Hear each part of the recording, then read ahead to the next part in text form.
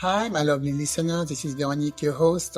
So before I introduce you to the next guest, I want to make a little announcement. Some of you already know I'm a sound healer now, and I have a new path in my life, and this is fantastic. I love it, and I really want to share my gift with you. So if you're interested about having a sound bath, or if you want to know about sound bath, I do virtual sound bath because I know a lot of you are listening from abroad. So we can do Zoom, we can do YouTube. So if you're looking to relax, realign, and inner peace, offer virtual one-on-one sound healing sessions and online group sound bath designed to help you release stress and restore balance, and using the pure tones of crystal singing bowls and guided meditation. Each session is a deeply calming experience from the comfort of your own space. So if you're ready to shift your energy and raise your vibration, visit my website, harmoniousechoes.com, to book your session today.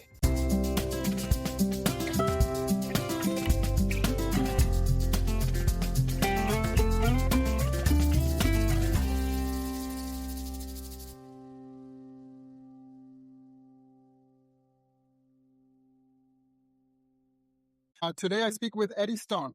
Eddie is the founder and CEO of Touchstone Essentials and has spent more than 25 years studying natural health, detoxification, and zeolites. His expertise in heavy metal detox and cellular cleansing offers a unique, deeply informed perspective on how removing physical toxins can complement spiritual and personal development. With an approach rooted in science and hands-on experience, he's passionate about empowering people to restore their vitality and well-being in accessible, practical ways. Hi, Heidi. Thank you for coming to the show. How are you today? I'm doing great, Veronique, and wonderful opportunity to be with you. I'm excited. Yeah, me too. Thank you very much. We're going to talk about detox, wellness. Love those topics. So you're founder and CEO of Touchstone Essentials. That's and right. We're going to talk about all your products and what you do for the world. So let's talk about how it all started. It started with your mother. Yeah. So I read on your website that there was a pivotal moment during your mother's health crisis that opened your eyes about the dangers of everyday toxin. Yes. So can you tell us, what happened? Yeah, I'm happy to. And let me give just a full picture. So as we're sitting here today, I'm 62 years old, and really I've been in this area of business for, well, darn near 40 years. I mean, really all of my adult life has really been in the field of nutrition.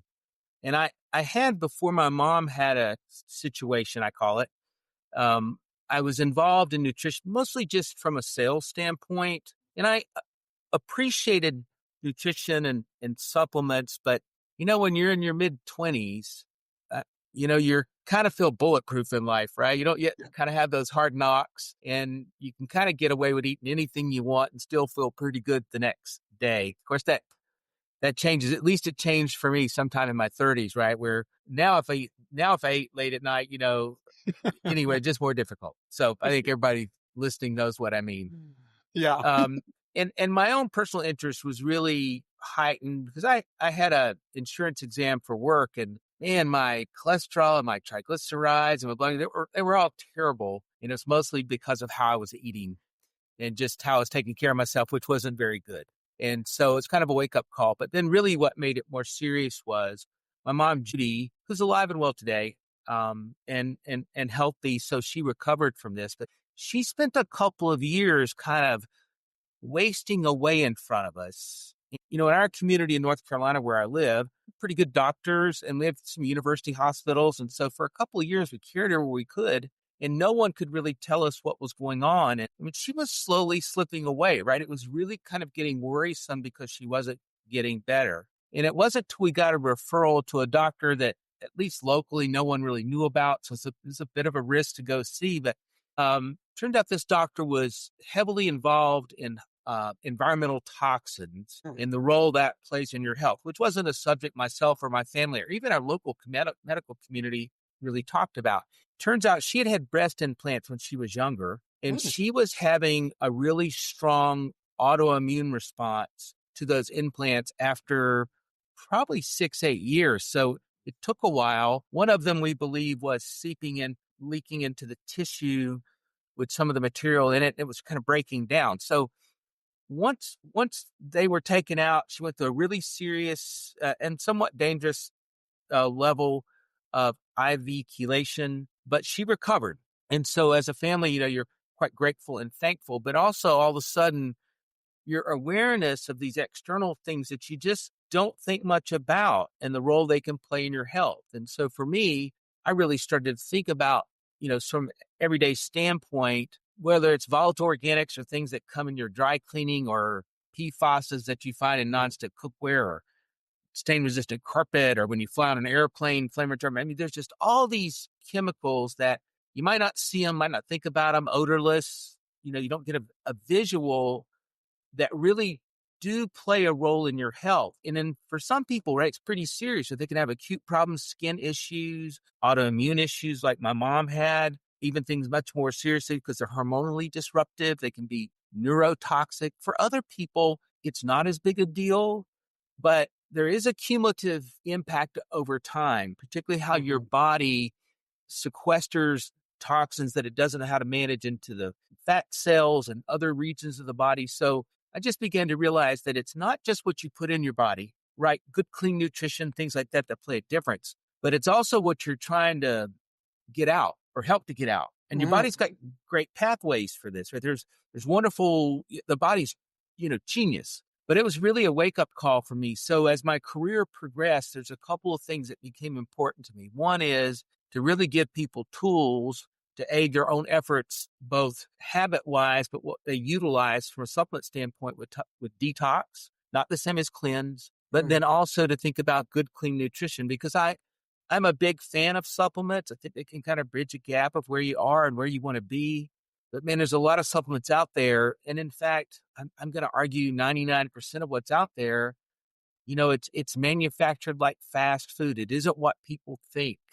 And it's not something that we would realistically call clean. And so, I think human beings, we live in such a fast-paced life, fast, on the go and on demand. We don't realize sometimes how we're not serving ourselves either in the moment or long-term with just what we're putting in or how we're managing what we're exposed to. And so we spend a lot of time trying to educate people and just make them aware. Maybe we can nudge them on a couple habits, change a few things here and there, because we just think the value to their health, both in the moment and long term, is too important to ignore. So you mentioned that many supplements contain like ultra processed ingredients and toxic additives. So can you break down what consumers should look out on labels? Because, we're not aware of what's good or not, because I take supplements every day, and I think my supplements are the best.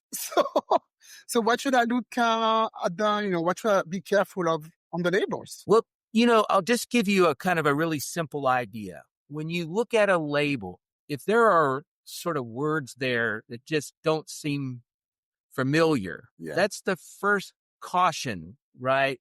And maybe take a moment and look a few things up. We can be inquisitive in life about a lot of things, but sometimes when you're buying something at the grocery store or you're taking a supplement, you don't ask enough questions or ask very many questions. And so whether it's different types of preservatives or dyes or artificial sweeteners, maybe even things like energy drinks, right? Which is a prime example of where consumers aren't looking at all. You can see commonality in some of those labels with supplements, particularly if they're powdered supplements. And so people don't really look at it. And then we'll dive a little deeper. Let's just say, for example, you've got a supplement that has vitamin C in it. Well, very often, which is common, right? Very often, in parentheses next to vitamin C, you'll see the word ascorbic palmitate or ascorbic acid. Something that looks like that. The vitamin C molecule is actually an 8-part compound. It's found in nature. It's found in food. But ascorbic acid, for example, is just the outer ring of that compound. It's incomplete. And in fact, it is very much similar to the eggshell to the egg. And the eggshell is not the egg, right? And so for it to work in your body, your enzyme system and other properties perform chemical reactions where they break down the other 7 components or 6 or whatever's needed to rebuild the complete vitamin C molecule for absorption and utilization by the body. It's inefficient. That's why oftentimes people are told to take really large dosages of vitamin C. And it also creates an inflammatory response during this process. And so, you could argue, which is more challenging to the body. Now, we know vitamin C is essential and necessary, and disease can spring from not having enough vitamin C. But in a modern world, we're not trying to sell from, one country to the next, and there's no vitamin C, and you got to grow lemons or limes on a boat to get the vitamin C, right? We're not faced with those dire circumstances. And so scurvy or something like that is really not there. And so what we know is the body best utilizes vitamin C in its whole form. So an example would be acerola cherries. If you saw vitamin C and next to it from acerola cherry, acerola is kind of a sour cherry. You don't really consume it with food, but it is a highly consumed product because about 25% of it, at best, maybe as low as 15%, is really vitamin C. And so you can actually harvest the vitamin C from acerola cherry, provide it as you're sourcing for vitamin C. And this is really true, really, I don't want to bore everybody with all the sort of gory details, but this is really true with, vitamin D, vitamin E, just across the board, how those things are processed. They're offshoots of, say, the production of corn into gasoline or soybeans. And so they turn out to be either isolates, which is a common term, or mimics, right? So in that case, they're a synthetic petro-based production where chemically it looks the same, but its biological activity is not the same as from, say, the C you find in, say, broccoli. Not a lot of C in broccoli, but some. Acerola cherries, fairly high. So what we do, one is try to educate people on this. So if we could just nudge people to even eat a few more whole foods, just day in and day out, just a few more, right? Just a little less ultra processed food. But in our supplements, right, we're making them from broccoli, kale, cabbage, tomatoes. So when you turn the label around, unless you're reading about the enzymes, the words are very common, tomato, raspberry, strawberry. And so that's a good way to kind of look, right? Do I understand in simple terms this label, or do I need a science-based dictionary? That's a good place to start, because when you're supplementing, you should try to follow the natural essences, extracts, or whole food forms of food as much as possible to just kind of assure bioavailability. And it doesn't matter what you're paying, right? Sometimes a supplement, the label on a $6 multivitamin can be the same as a $200 multivitamin.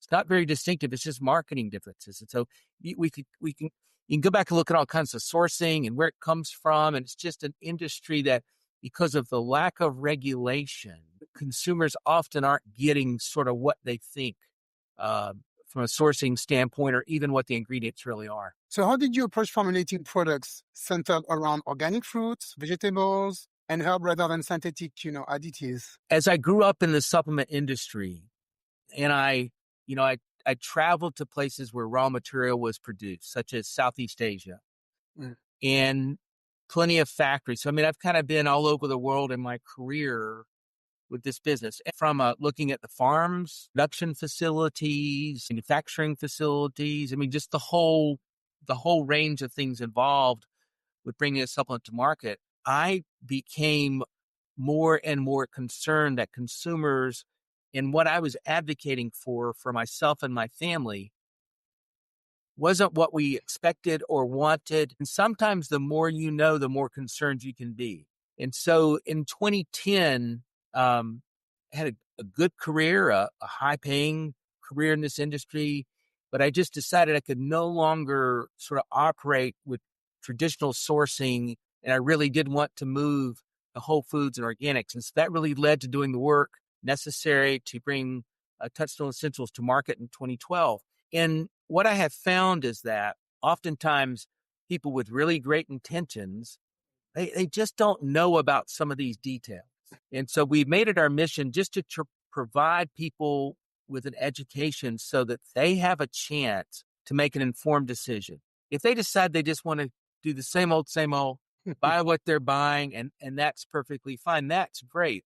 But what we have found over time is that for a lot of people, there's a lot of money people spend on supplements. They're looking for answers. Sometimes they're looking for quick fixes, which aren't the best, right? You're not overnight going to recapture the fitness or the health of your teens, when you're in your 30s or 40s or 50s. Or if you're in your 60s, man, you're really like me, you're going to need some time. And so we just try to say, hey, let's step back and really look at this process, get a person there. What do you really want out of supplements? What are you trying to get them to do for you?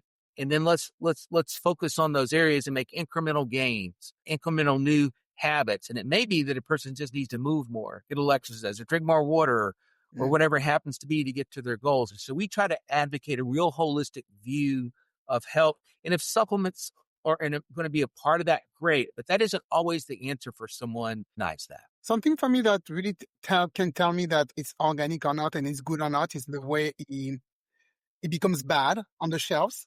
Because when it lasts forever, I know something is wrong. So for example, like, bread or something like that, it's been 2 weeks there and there's no mold. So I'm like, okay, this bread is no good. And I was raised in France when we buy fresh bread every day. And after 2 days, the bread is hard, like a brick. So, it's not good anymore. Sure. So your vitamins, for instance, if I buy vitamins from you, how long is that going to last? Because it's all organic, all fresh. So is it powder? Is it pills? Yes. So our nutritional supplements really all come in a powdered form. They may be capsulized, or they might literally be a powder in a bag. And the way that we're able to have good shelf life depends upon the product, but it's 18 to 24 months, which is what your regulations are asking for, is that we dry them, that we use a cooler process. And so what we want to avoid is heating our fruits and vegetables above, say, 118 degrees Fahrenheit, except for a few of them, which a higher temperature may maximize the nutritional output. For the most part, greens, cruciferous vegetables, some of these nightshades, some of these other things that we want, if you get them above, say, 116, 118 degrees Fahrenheit, you begin to denature the nutrition or the nutritional substances. Flash pasteurization, which is a commonly used safety marker in food, that's 185 degrees. At that point, we've really changed the the composition, and we've sort of negatively impacted the potency of supplements, unless you're talking about grains. You could argue oats and a few other things. The high temperature releases things, but just for the most part, phytonutrients are very delicate. Because you also, in addition to denaturing the nutrition, you also then kill off the native enzymes, which aid in digestion and bioavailability. So we try to dry what are called cool temperatures, right? Slow drying process. And once we do this, you're really removing through the process, the sugars are gone and the fibrous material. These are the things that then allow us to capsulize and dense form the fruits and vegetables. Like, for example, a scoop of our greens juice, 44 different fruits and vegetables, USDA certified, organics, great product, and tastes good because high temperatures also create an acrid or a bitter taste. And with greens particularly, right, they can then become not very pleasant. Yeah. And so this creates a dry environment. We seal them quickly. We process quickly.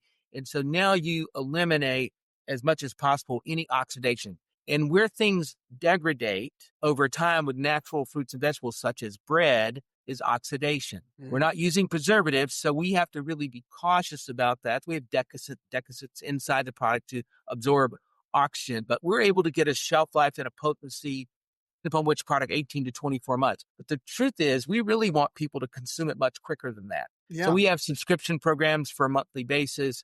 We just prefer people do that so that they get the freshest possible product.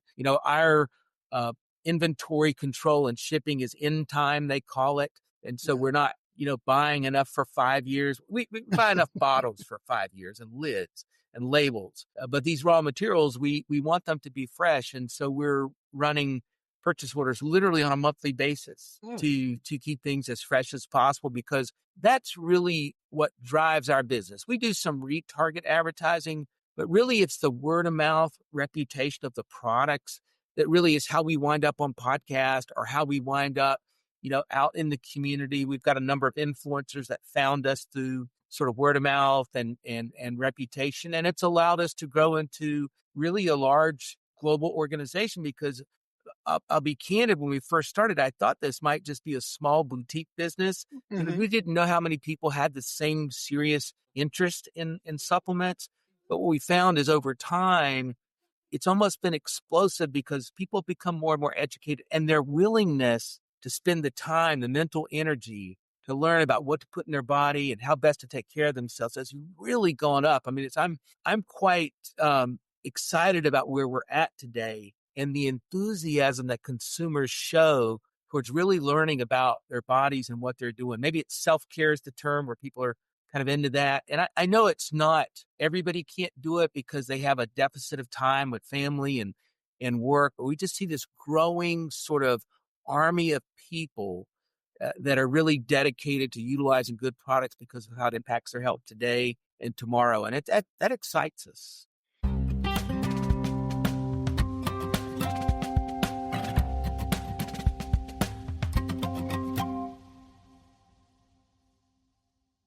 Yeah, I think, a lot of people are aging and they were tired of processed food, and a lot of the new generation is actually interested of having better health. Yeah. So, compound the both of everybody in there, and you get people very interested by good nutrition, good supplement. And so your sourcing standards are extremely selective. So what does the process look like for choosing new farms? Because out of 5 million worldwide, for instance, that meet your organic and substitutable criteria, how do you choose them? So we do several things. Our initial standards are important. And so when you have certified USDA organic standards, that means that not just the farm, but how the raw material is handled at every step of the process, include how it's transported, where it's received to, our assembly or manufacturing facilities, all have to have levels of certification. So in the way you're able to check, not only do we have our own visits to farms and things of this kind, but we also use organizations like QAI or Oregon Tilt. These are large, successful organizations that manage these kinds of things with the paperwork accountability. You can do DNA samples of what you buy in the field to make sure it matches what you have at the end. So what you're inputting into your products meets the expectations of potency and purity. We do third-party testing. So we're looking for environmental pollutants. Are they present in the food?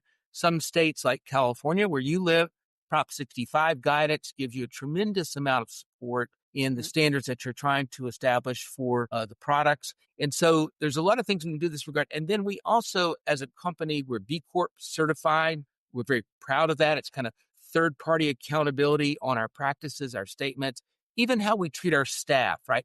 Living wages, human resources availability, other dynamics. And then we look for fair trade type of environments for people to make sure that those working in the farm environment, the manufacturing environment, are getting treated the way, frankly, we want to be treated.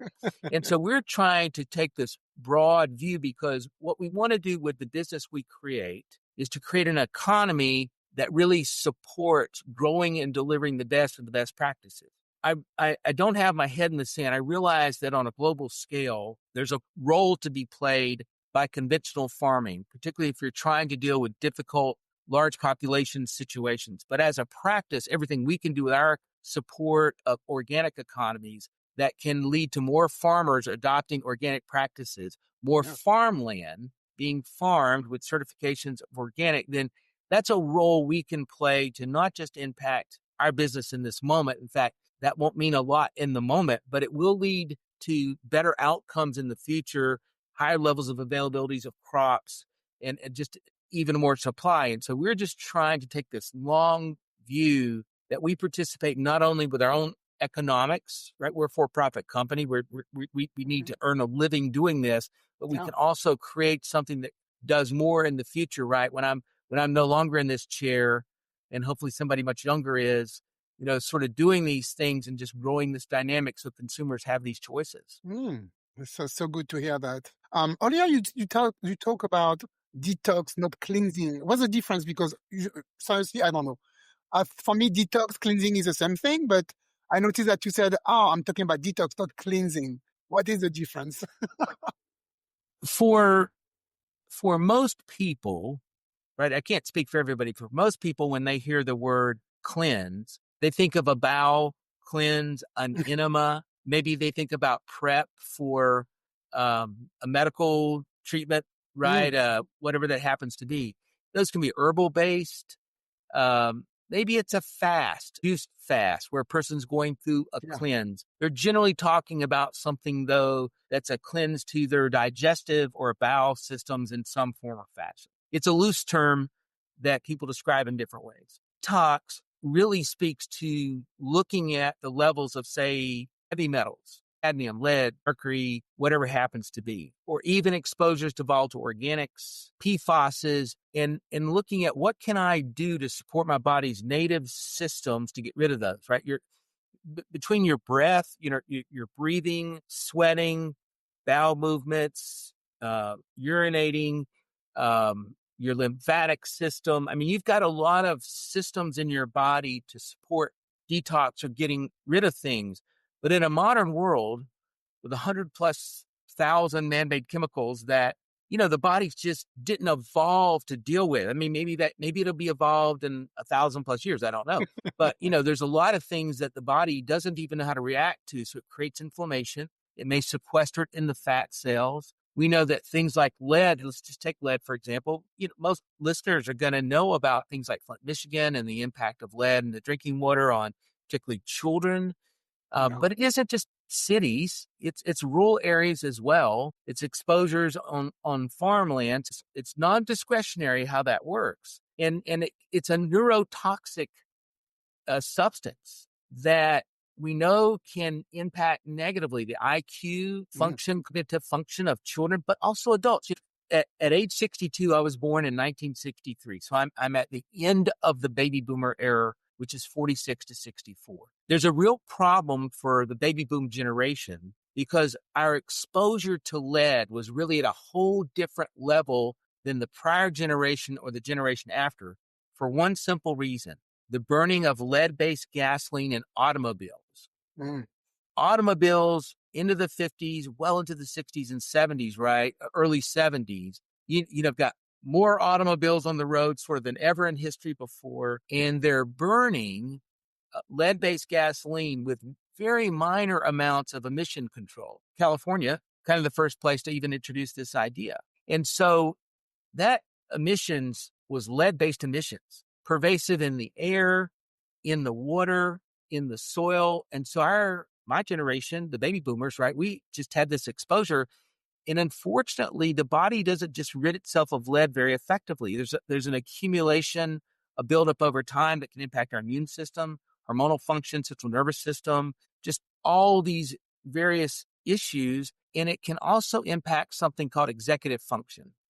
And executive function is just a term utilized to describe the ability of a person to react to right and wrong, or even functionality on just general decision making. And if you look at our generation compared to the ones before and the ones after, we score the worst as a whole population, right? There's this curve, and the curve's quite negative, and a real sort of warning sign about the vulnerability of baby boomers. This is true of others, but more so baby boomers, on brain issues associated with things like dementia, Alzheimer's, in indirect fashions. We know a little bit about Alzheimer's.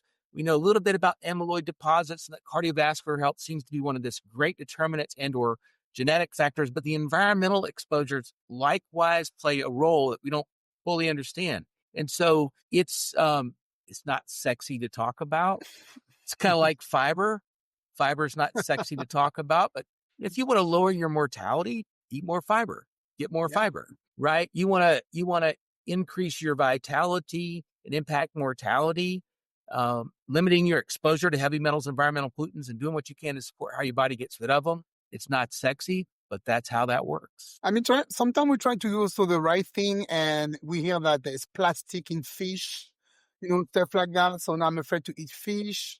And back in the 90s, there was the mad cow in France. I mean, I'm like, what can we eat now? It's so complicated. Well, that's a legitimate question, right? It is concerning. Our product line is vegan. The majority of my meals are vegan, but I'm not a complete vegan. That is not something I can sit here on the podcast and say, but I try to limit the amount of animal protein or animal food products in my diet. And certainly they're clean.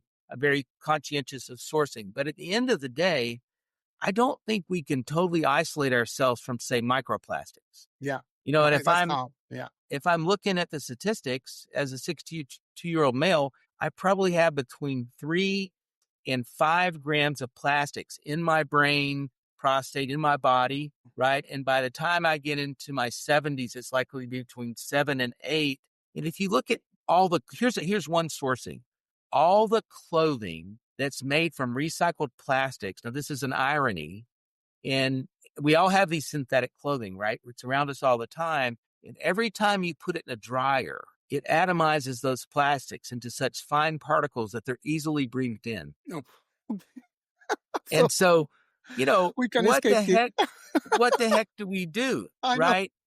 And so my attitude is I'm going to try to make myself aware, eat as clean as I can without being obnoxious. I'm going to try my best to have good sleep protocol. Big believer in exercise. I don't think there's no data to suggest not exercising is good, right? Drinking as much water as possible. I try to avoid the obvious things. I'm not a soda drinker or these types of things. I just think can be a recipe for disaster. If you're a soda drinker, can you drink less? If all your meals are eaten out or they're fast food or ultra processed, can you eat one less a day? Make one change, right? Make one change. And I do try to eat a lot of fresh fruits and vegetables as much as possible. I supplement with fiber. I try to eat high fibrous foods because that's one way to sweep things through the body. But at the same time, you got to live.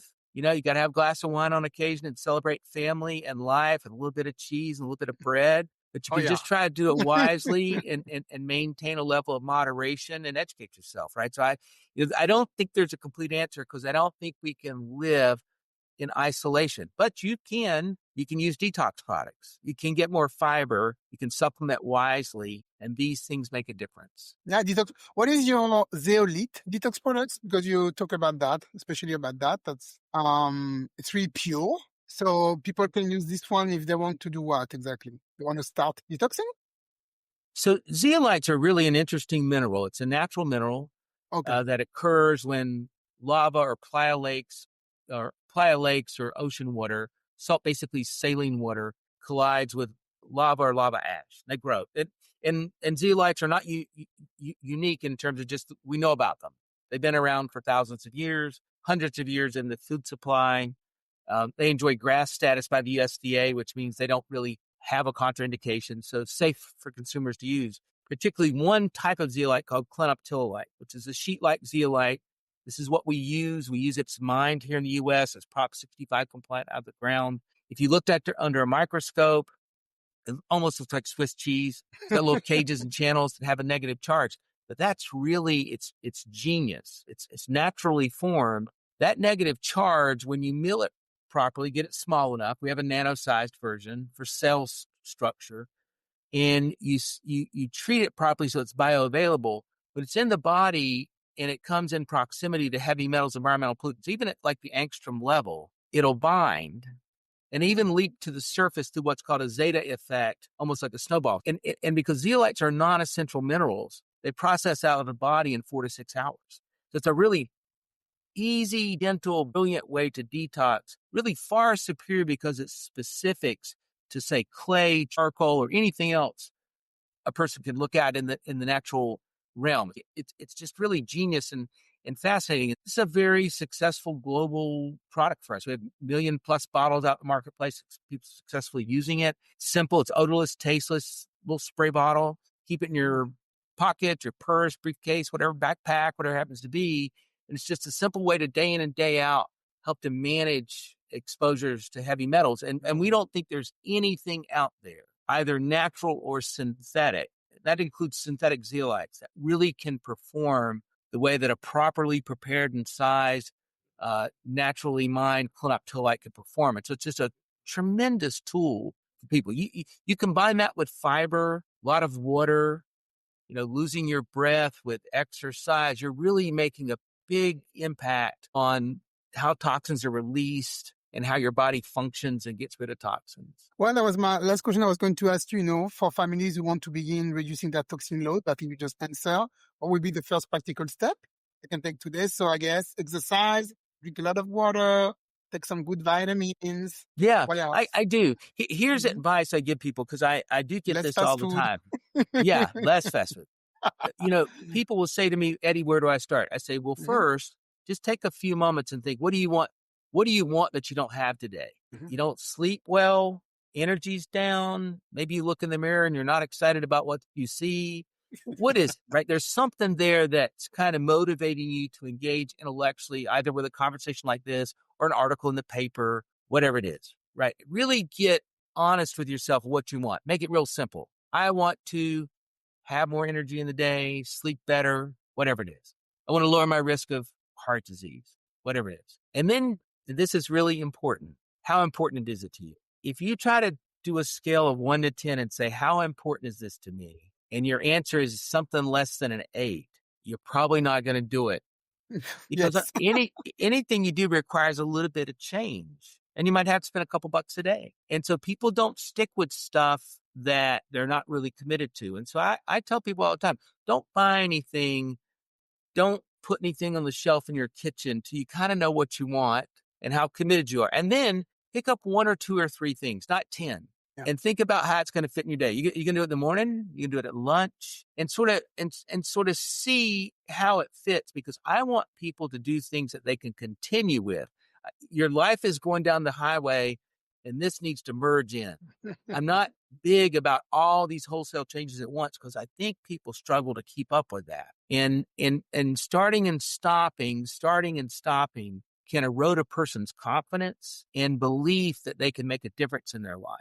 And I believe everybody can make a difference if we just find a good starting point and we find something that's important to them. And so that's my advice and my approach.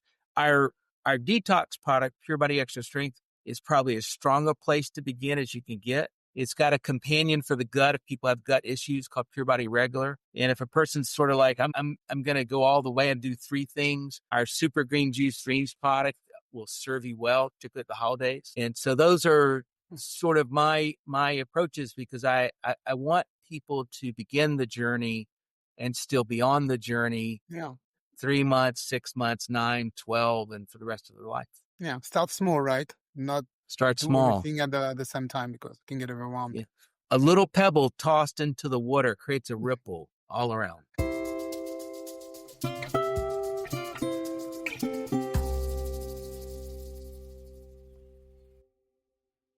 And something just came up to my mind.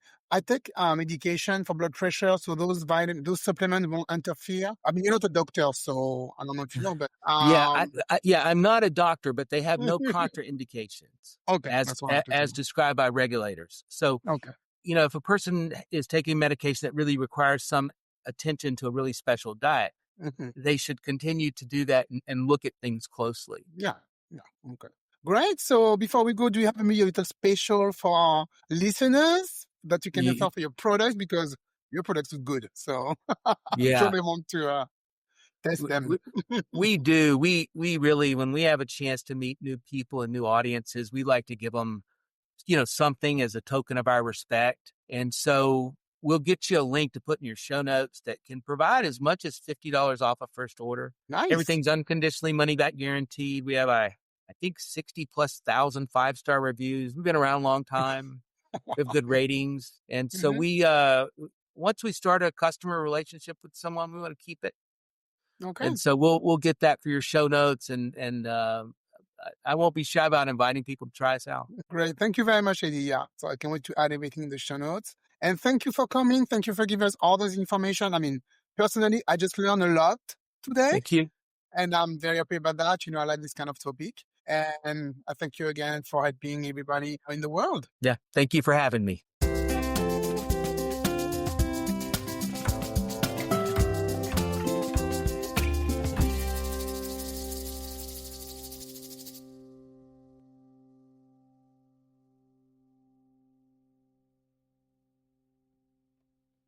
Hi, my lovely listeners. Thank you so much for listening to my last episode. I really appreciate it. Some of you already know I'm a sound healer now, and I have a new path in my life, and this is fantastic. I love it, and I really want to share my gift with you. So if you're interested about having a sound bath, or if you want to know about sound bath, you can just send me an email. I will put everything in the show notes, and this way you can have a look and just contact me through my website. So if you're looking to relax, realign, and reconnect with your inner peace, let's have a virtual sound healing sessions designed to help you release stress and restore balance using the pure tones of crystal singing bowls and guiding meditation. Each session is a deeply calming experience from the comfort of your own space. Shift your energy and raise your vibration. Visit my website, harmoniousechoes.com, to book your session today.